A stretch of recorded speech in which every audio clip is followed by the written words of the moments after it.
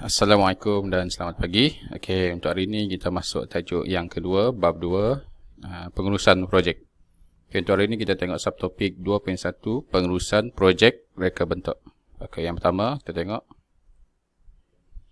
Okey, definisi pengurusan projek reka bentuk. Okey. Pengurusan projek reka bentuk merupakan aktiviti kerja yang melibatkan proses kerja. Okay, proses kerja tersebut terdiri daripada yang pertama, skop kerja, kos projek dan tempoh masa. Okay, ada 3 elemen penting dalam proses kerja tersebut. Okay, kita tengok dulu yang pertama, skop kerja. Okay, skop kerja ni adalah melibatkan kualiti, ciri-ciri dan fungsi reka bentuk. Skop projek melibatkan kepimpinan dan pengurusan masa, bahan, maklumat, ruang dan ahli kumpulan. Okey, dalam skop kerja ini terbagi kepada 2, iaitu skop produk dan skop projek. Okey, kita boleh tengok dekat sini perbezaan dia. Okey, dan yang kedua adalah tempoh masa. Tempoh masa adalah tempoh yang ditetapkan untuk sempurnakan sesuatu projek. Okey, tempoh untuk menyiapkan sesuatu projek tersebut. Okey, dan yang ketiga adalah kos projek.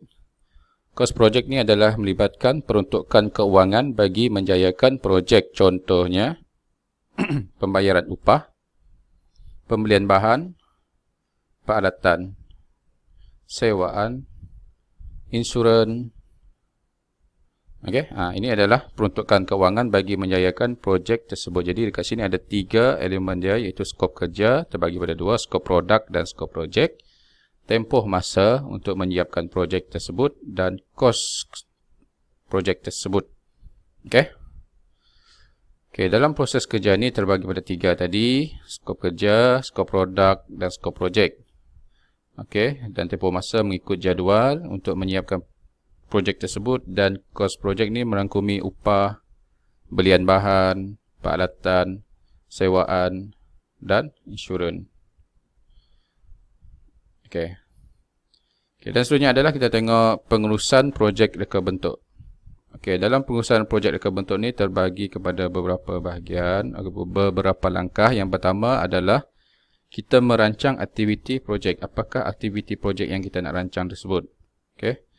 Yang kedua, kita menyediakan plan atau lukisan reka bentuk produk tersebut. Contohnya kita nak buat sesuatu produk, kita perlu rancang apa yang kita nak buat. Okay, dan kita menyediakan plan untuk projek tersebut, untuk produk tersebut. Okay, yang ketiga, kita menentukan bilangan produk. Berapakah bilangan produk yang hendak dihasilkan? Contohnya kalau kita nak hasilkan rak buku, okay, kita tentukan berapa bilangan dia. Contoh dia, kita nak bilangan dia 10 set ataupun 10 buah rak buku atau selebihnya lah. Tentukan bilangan. Yang keempat, kita mengawal aliran sumber yang terhad. Okay, aliran sumber yang terhad. Okay, dari segi penggunaan modal tadi, sumber-sumber dia, jadi kita kena kawal dia. Okey, dan mengawal pelaksanaan. Pelaksanaan dia kita perlu jaga supaya dia supaya dia mengikuti peraturan ataupun jadual yang telah ditetapkan tadi dalam tempoh masa yang ditetapkanlah untuk kita menyiapkannya. Jadi kita perlu kawal dia. Sampai di sini dulu subtopik 2.1, iaitu definisi pengurusan projek reka bentuk.